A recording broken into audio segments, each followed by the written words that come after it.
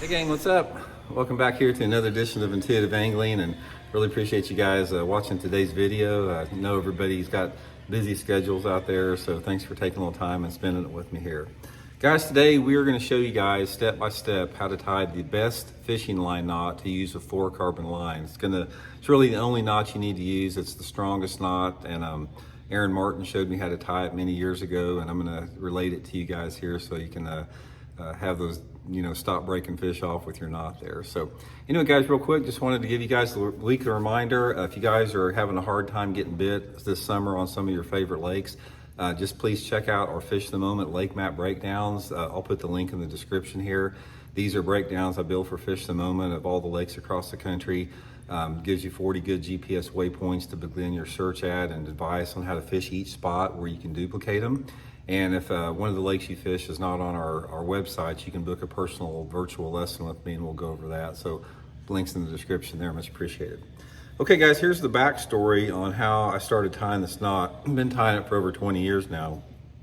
I was fishing the Bassmaster Top 100 tournament down at Lake Guntersville, Alabama. And I was leading the tournament going into the last day there at Guntersville, and I was catching most of my fish flipping and pitching grass. It's just jigs and soft plastics.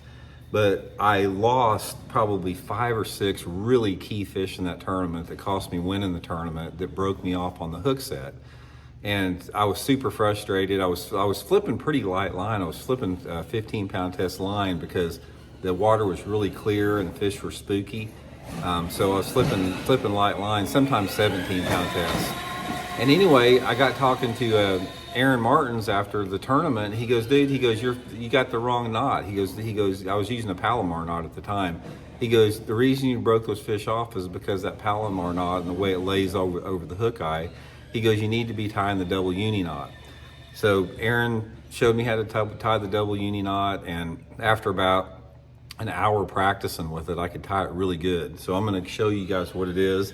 And first of all, I've talked about this double uni knot a little bit in the past, and there's always the nitpickers out there that go, that's not a double uni knot, that's a blah pizzin or this and that knot.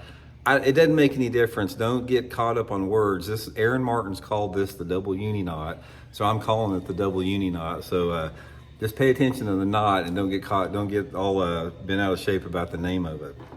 Okay, so anyway, let's go over this here. Right now I've got, this is a 20-pound test Seaguar and VizX line, and I'm going to tie it on one of my old school jigs here. So the first thing you do, actually I still got a little bit of line left on that one.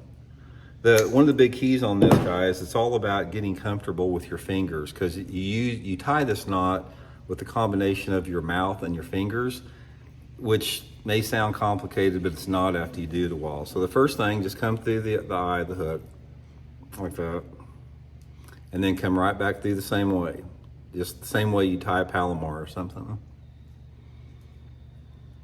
I'll show you the setup here. My line everywhere. So you're going to have a setup that looks like this, just right through the middle there, nice and easy there. And guys, I know the same thing. I've tried, knots sometimes are confusing when you watch them on YouTube, but I'm gonna go through this really slow to make sure you can get it the first time. So anyway, it's like that. The next thing you do, guys, is you got one part of the line pinched in this finger, and you got this. Take this part of the line and put it in one finger like that. So you've got four pieces of line in one finger. Now this is the real key part, is pinching this in here. The next thing you do is take the loop here on this particular end, and you're going to wrap it like 4 or 5 times. I don't like to go any over 5 because it makes the knot too big, usually 4. So I've got it wrapped up 4 times like that. And then the next thing you do, see that loop there, right there on the finger? I'm going to go through that loop with the line that I have right here. So I'm going to sort of pinch it together, and I'm just going to go right through the middle of it. So it came through like that.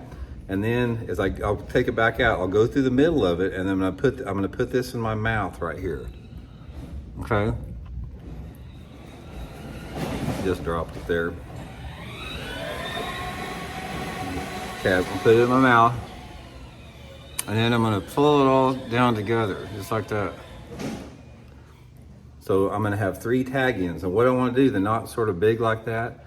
First thing I'm gonna do is the end tag here. I'm gonna pull it tight like that. And then I'm gonna pull the main line part of it tight, cinch it down, cinch both ends down.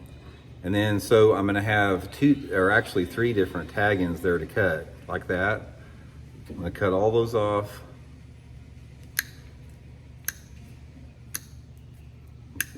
Nippers aren't that sharp here. And I got my final knot. You can see the final knot there. Guys, that's the strongest knot that you can tie right there in bass fishing for fluorocarbon line. The way that the line lays across the hook eye, it will not break off on a hook set. This is the knot I've been using for 20 years. I have never one single time broke that off. And I use that for basically everything. I mean, I use it on all my finesse stuff, all my crankbaits, certainly all my pitching and flipping baits, that type of stuff. And once you get used to it, guys, you can tie it easily in less than 60 seconds. I mean, it's a really easy knot to tie. You can tie it if the wind's blowing or if the boat's rocking. And like I said, if you guys are struggling and can't really figure out what it is, try the double uni knot that Aaron calls the double uni. You guys out there can call it what you want, but this is what he calls it when he showed me how to do it. And it's been pretty much foolproof. So anyway, it doesn't work that great on like braided line. For braided line, I still use just the Palomar knot. I haven't had any problems with that.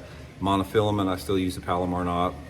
But for braided line, which I use the Seagar in VizX all the time, this is my braid that I use all the time, works foolproof on it. So anyway, guys, hope you enjoyed that. Much appreciated you guys tuning in. We'll talk later. See you.